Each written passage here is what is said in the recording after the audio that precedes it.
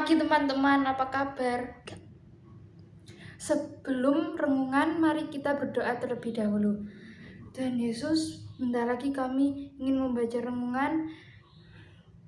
Berilah kami pertolongan supaya kami dapat mengerti pelajaran dari renungan ini. Terima kasih Tuhan Yesus, amin.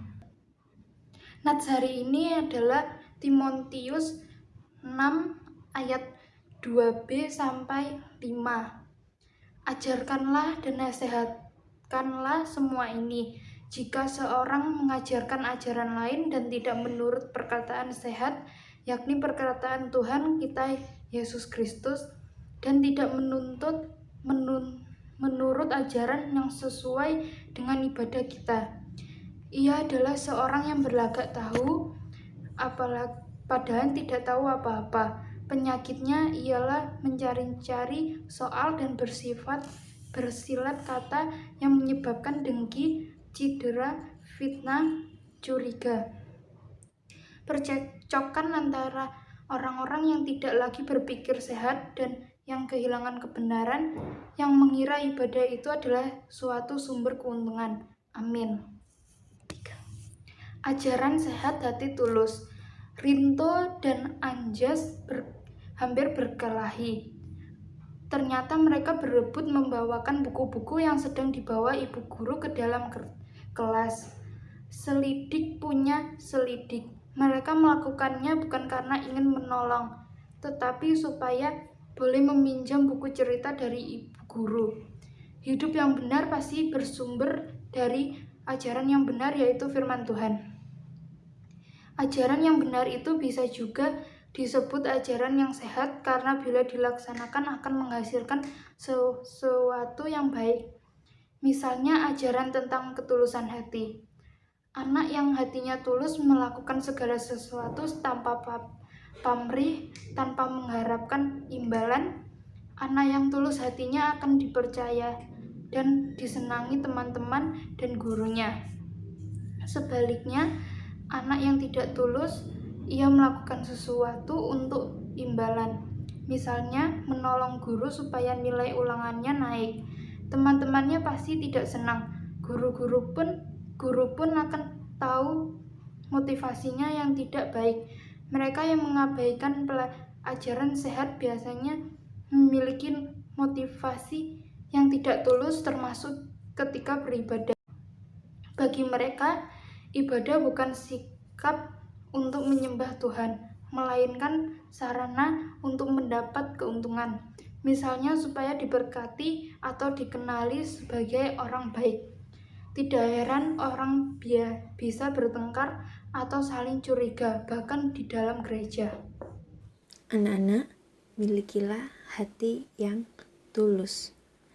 Dalam segala apa yang kita lakukan, semua dilandasi dengan kasih, dengan hati yang tulus, tidak mengharapkan imbalan, tidak pamrih. Ketika kalian menolong guru seperti yang tadi dicontohkan, itu karena kalian memang mau menolong dengan sepenuh hati, bukan karena kalian ingin dilihat atau kalian ingin mendapatkan sesuatu.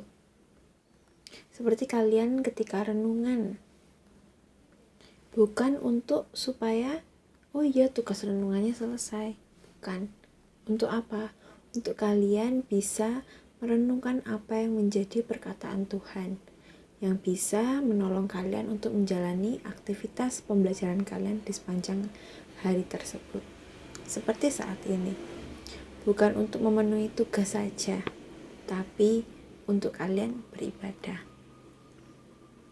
Semua kalian lakukan dengan ketulusan hati. Itu yang Tuhan ajarkan buat kita. Nah, itu termasuk ajaran yang sehat, ketulusan. Kalian sekarang kerjakan tugas di samping board ini. Ada kata batas dan di bawah ada kata tulus. Tugas kalian adalah mengubah kata batas menjadi kata tulus dengan syarat 5 langkah. 1 langkah kalian boleh mengganti 1 huruf saja. Nah, batas kan keduanya sudah menjadi balas. huruf T sudah berubah menjadi L. Nah, langkah selanjutnya kalian ubah satu huruf lagi. Misalkan huruf B-nya kalian ubah menjadi T.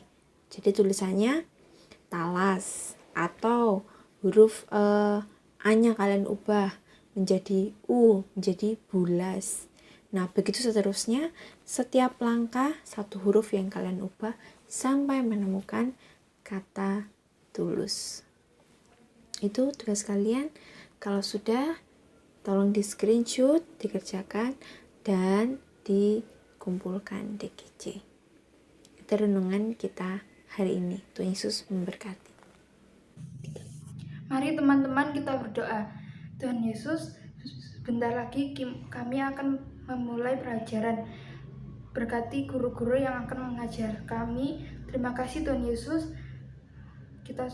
Mari teman-teman kita berdoa. Bapa kami yang ada di surga, dikuduskanlah namamu, datanglah kerajaanmu, jadilah kehendak-mu di bumi seperti di surga.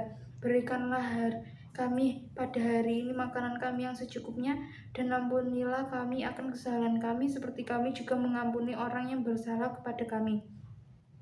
Dan janganlah membawa kami ke dalam cobaan, tetapi lepaskanlah kami daripada yang jahat, karena Engkaulah yang mempunyai kerajaan dan kekuasaan dan kemuliaan sampai selama-lamanya. Amin. Terima kasih.